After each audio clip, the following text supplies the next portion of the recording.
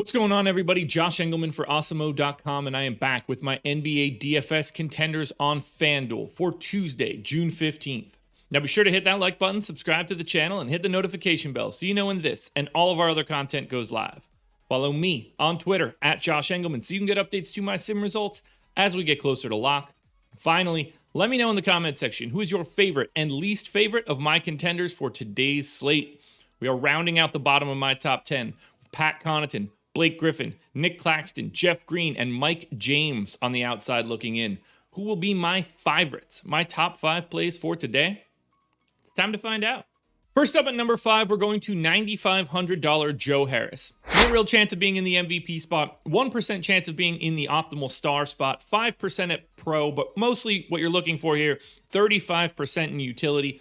41% of the time, Joe Harris is in the optimal lineup.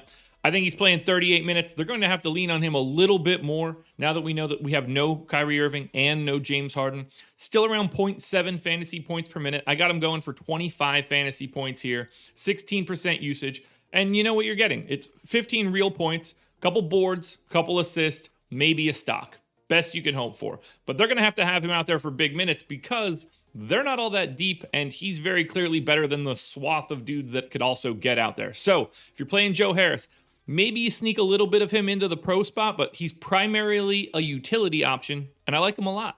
Next up at number 4, we're going to Khris Middleton. He's 13K, 3% chance of being in the MVP spot, 12% at the star, 31% in the pro spot, and just a 1% chance of being in the utility. Salary is a little bit prohibitive for that spot. 47% of the time, he'll be in the optimal lineup. I'm expecting Middleton to play 40 minutes. He's a 1 fantasy point per minute guy. As you can see, got him projected for 40.1 points in those 40 minutes.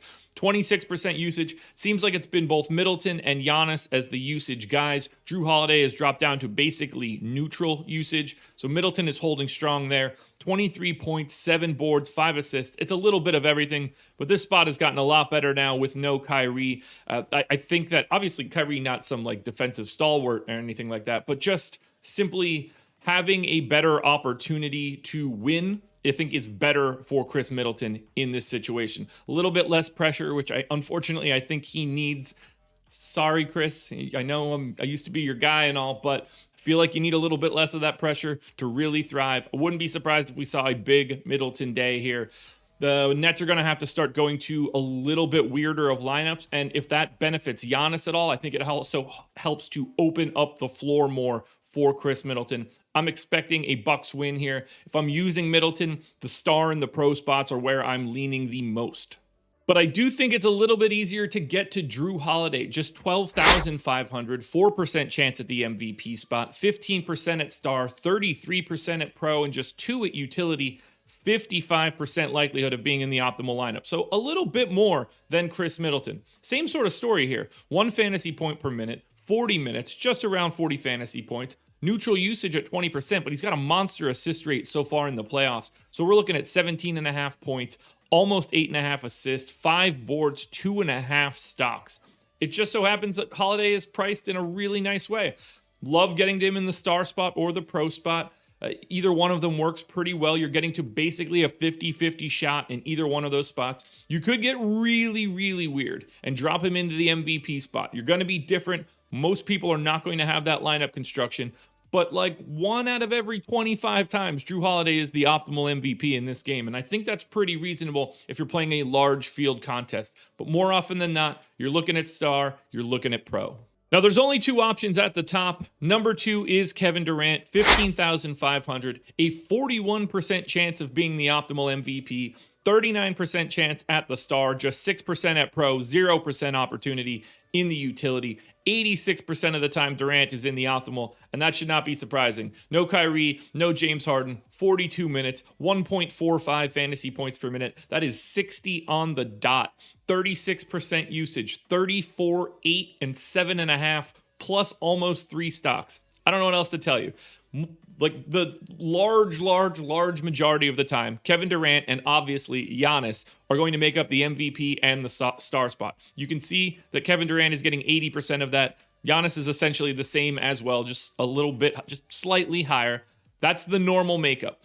Where you can get different is either a lineup where one of them shows up in the pro or getting really weird and doing the total fade because the salary doesn't work out. That one's a little bit more tough, but the large likelihood tonight on FanDuel is heavy duplication because of Kevin Durant and because of Giannis Antetokounmpo.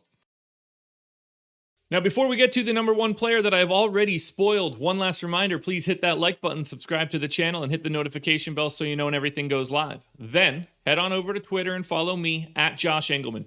Only place you're going to get updates to my sim results as we get closer to lock. Finally, let me know in the comments section. I want your favorite contender, your least favorite contender, and if there was someone you expected to see on this list, let me know who that was. With a 91% chance of being in the optimal lineup, $1,500, nope, $15,000 Giannis Antetokounmpo is your number one contender for today. 52% chance of showing up in the MVP spot, 32% in the star, 7% in the pro. In the aggregate, 91%, and I only gave him 39 minutes. I could probably give him that extra minute. 1.6 fantasy points per minute, 62 fantasy points just for this game. Huge standard deviation on performance as well. 33, 13, and 7 with almost 3 stocks. I don't think anybody's going to be surprised here. This matchup is getting better and better for Giannis now that the Nets keep losing more and more bodies. I don't mind at all that Jeff Green is back. I don't think it's going to matter. I think the Bucks pick up another W here and get up 3-2. But it's going to be on the back of Giannis, or at least that's my expectation. And more often than not, when you're building lineups, Kevin Durant and Giannis are going to be making up the MVP spot and the star spot in really either order. But Giannis, a 50-50 shot of being in the MVP. Alrighty, folks, that will do it. Those are my NBA DFS contenders on FanDuel for Tuesday, June 15th. No process show, so I can't say that it's in the books. We don't do it for a single game. So, DraftKings version of this video is around here somewhere. Go check out the strategy show, 10 a.m., myself and Laffy. And I am not on live before lock tonight, but I will drop an update onto Twitter before lock, so keep your eyes peeled. Good luck tonight, everybody. I'll be back again tomorrow with another edition of the Contenders.